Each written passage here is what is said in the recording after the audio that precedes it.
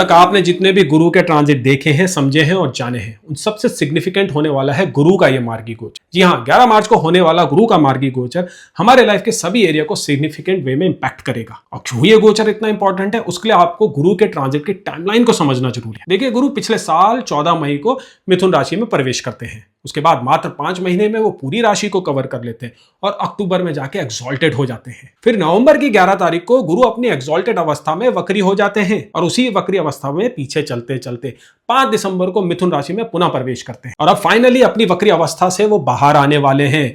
तो कितना complex transit रहा है ये अब तक गुरु का, और इसका प्रभाव आपने अपने ऊपर भी देखा होगा, अपने परिवारजनों के ऊपर भी देखा होगा और दुनिया में भी आप देख ही रहे हैं कि कितनी खलबली मची हुई है। अब गुरु के मार्गी होते ही हमें कुछ आराम पड़ेगा। जो काम अब तक अटके हुए थे वो पूर्ण होंगे, जो प्रोसेस पीछे क्रिएट हुआ था उसका हमें रिजल्ट मिलेगा, चीजें फाइनली शेप अप होने लगेंगी। और वैसे भी गुरु 2 जून को एक्सॉल्टेड होने जा रहे हैं, तो गुरु के एक्सॉलेशन का जो अच्छा प्रभाव हम लोगों के ऊपर होने वाला है उसके जो बीच है उसका जो आधार है इसी ड्यूरेशन में डलेगा। जी हाँ, मार्च 11 से लेके 2 जून का पीरियड काफी इंपॉर्टेंट है हम सभी के लिए। और आज के इस वीडियो में इन्हीं बातों को मैंने समझाया है, बतलाया है। तो कुंभ राशि के जातकों के लिए, कुंभ लगन के जातकों के लिए गुरु 2nd और 11th हाउस लॉर्ड है। यानी कि गुरु आपकी इनकम को, आपके स्पीच को, आपके फूड पैटर्न्स को, आपकी फैमिली वैल्यूज को, आपके नेटवर्क्स को, आपके ड्रीम डिजायर्स को कंट्रोल करते हैं।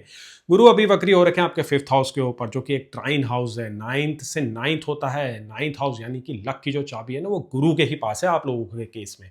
अब गुरु यहाँ से क्या है ना, आपके 11th हाउस को एस्पेक्ट कर रहे हैं, जहाँ पे उन्हीं की राशि उदय होती है, उन्हीं का साइन उदय होता है। तो आपके 11th हाउस को उन्होंने काफी बलशाली बना दिया है। एक प्रोसेस स्टार्ट हुई है, कुछ ऐसी चीजें हो चुकी हैं पास्ट में जिनका अब आपको रिजल्ट मिलेगा। काफ़ी सिग्निफिकेंट इम्पैक्ट होने वाला है। एकदम से आपके पास नए मौके आएंगे, प्रमोशन होते हुए भी दिखाई दे रहा है, कुछ नए लोगों से आप जुड़ने वाले हैं, एक नई टीम आप बनाने वाले हैं, बिजनेस को भी एक्सपेंड करने वाले हैं। इस गोचर का जो इम्पैक्ट है ना, ये सच में आपकी लाइफ को चेंज कर सकता है। 5th हाउस गुरु को बहुत ही प्यारा हाउस होता है। 5th हाउस आपके पास्ट लाइफ के पुण्य का होता है।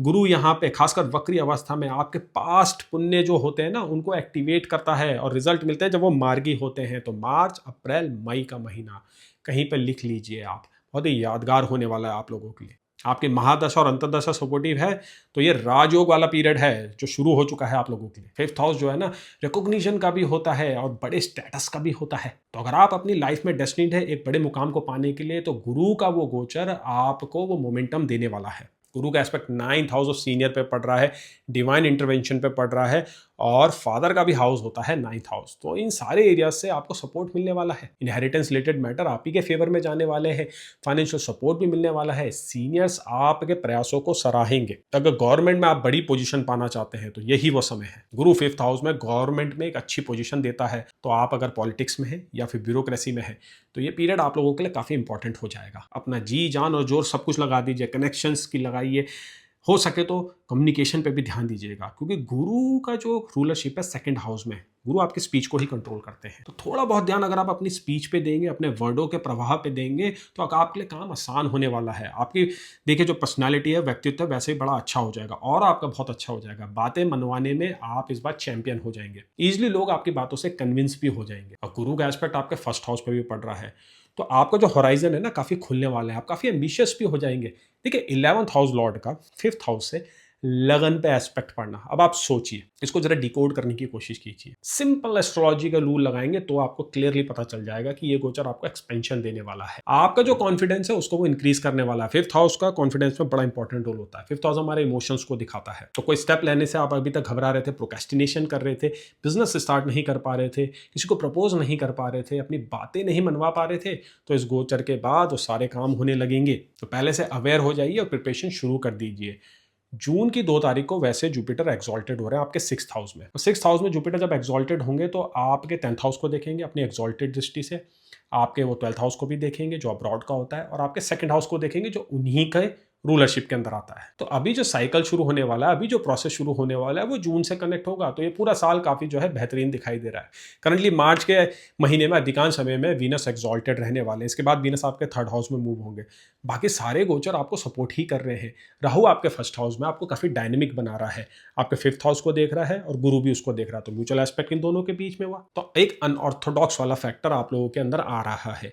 अब्रॉड जाते हुए भी आप लोग दिखाई दे रहे हैं, अब्रॉड से इनकम भी आपकी बढ़ेगी। तो पहले से अलाइन हो जाइए, कुछ प्लानिंग को शुरू कर दीजिए ताकि ज़्यादा से ज़्यादा आप मैक्सिमम इस गोचर से एक्सट्रैक्ट कर सकें। रिलेशनशिप में काफ़ी सिग्निफिकेंट इंप्रूवमेंट होगी।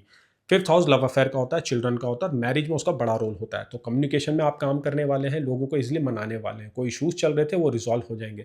आपका जो प्रेमी है, आपका जो मंगेतर अगर आपसे रूठा हुआ था तो वो भी जो है इस बार आपकी बातों को मानेगा। मैरिज के लिए आप अपने पार्टनर को कन्विंस भी कर पाएंगे। कोई डिस्प्यूट चल रहे थे तो वो भी रिजॉल्व होंगे स्पाउस के साथ। आपके चिल्ड्रन की हेल्थ में अच्छी सी इंप्रूवमेंट आएगी, उनके वेलबींग में एक अच्छा जो है कुछ इवेंट होने वाले हैं। बच्चे स्कूल जा सकते हैं या फिर कॉलेज ज्वाइन कर सकते हैं, या बड़े बच्चों की शादी भी होते हुए दिखाई दे रही है। ये ऐसा पीरियड है जिसमें आप अपने बच्चों के फ्यूचर को सिक्योर करते हैं, आप कुछ इन्वेस्टमेंट करते हैं, कुछ ऐसे प्लान्स ड्रॉ करते हैं जो उनके फ्यूचर में बहुत अच्छा साबित होते हैं। इस पीरियड में आप नेचुरली गाइड होते हैं, गुरु आपको गाइड करता है सही फैसले लेने के लिए।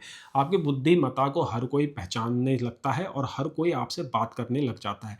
हर कोई आपके इंटेलिजेंस का एक हिस्सा पाना चाहता है। इस प्रकार का गोचर है ये। तो गुरु यहाँ से आपके 11th हाउस ऑफ एक्सपेंशन में भी देख रहा है और नेटवर्किंग पे भी।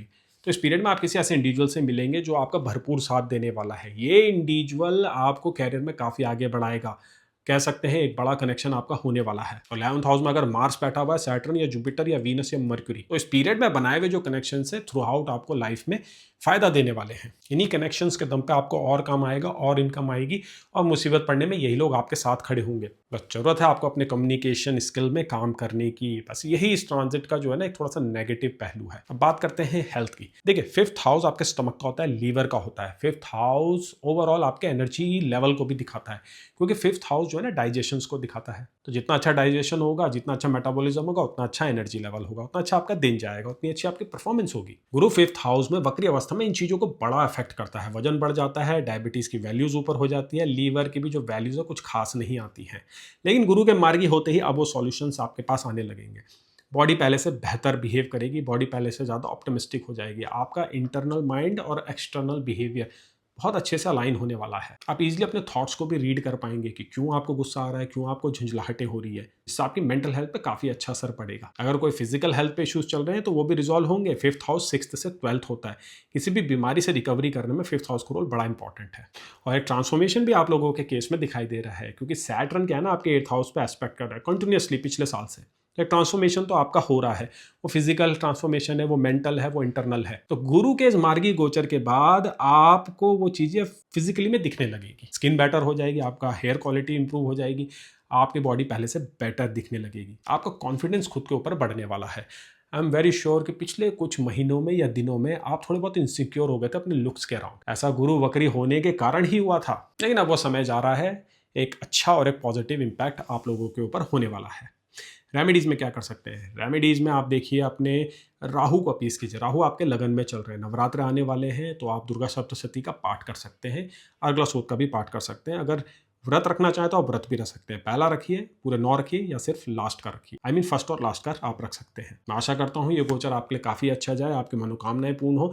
Once in a lifetime वाला गोचर है ये, जो आपके 11th हाउस को टोटली एक्टिवेट करने वाला है। तो पूरी तरीके से इसको यूटिलाइज कीजिएगा। कोई भी आपके सवाल है, कोई क्वेश्चन है, कोई डाउट है, कंफ्यूजन, आप नीचे से कमेंट सेक्शन में लिख सकते हैं। आपको कंसल्टेशन चाहिए तो आप मुझे व्हाट्सएप कर सकते हैं। चलिए आगे बढ़ते हैं, जानते हैं अगली राशि का हाल, जो कि है मीन राशि।